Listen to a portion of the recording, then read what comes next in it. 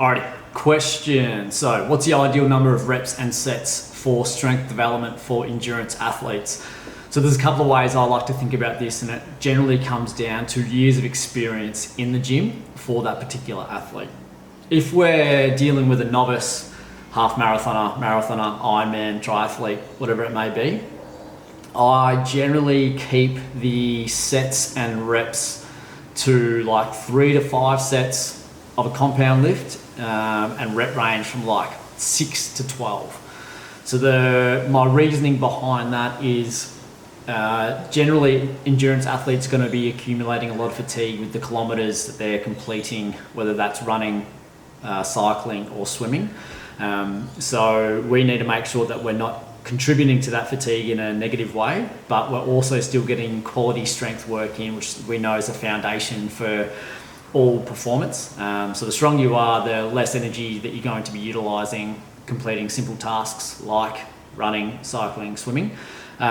So what that looks like, for example, so say we use a 6-week block. I have a marathon runner in, their main compound lift might be a back squat or a trap bar deadlift or a hip thrust, something lower body. We'll do for the week 1, it might be 3 sets of 10. Week 2 might also be 3 sets, maybe 4 sets of 10. Week 3 and week 4, we're going to keep that same sets, or the same amount of sets, but we're actually going to decrease the reps, which then means I want them to lift heavier. So I might be 3 to 4 sets of, say, 8 reps. And then in week 5 and week 6 of the training block, same again, we're going to keep the sets the same, but we're going to decrease the rep range to 6. Again, I'm encouraging the athlete to go a little bit heavier. So week 1 and 2, 3 sets of 10. Week 3 and 4, 3 sets of 8. Week 5 and 6, 3 sets of 6. And that's generally for an inexperienced athlete in the gym for an endurance athlete.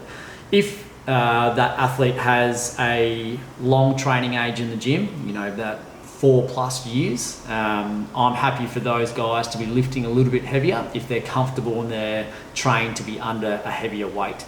And what that might look like is working up to, in that 5th and 6th week, maybe something around the rep ranges of 3 to 6, that traditional strength training kind of rep range there.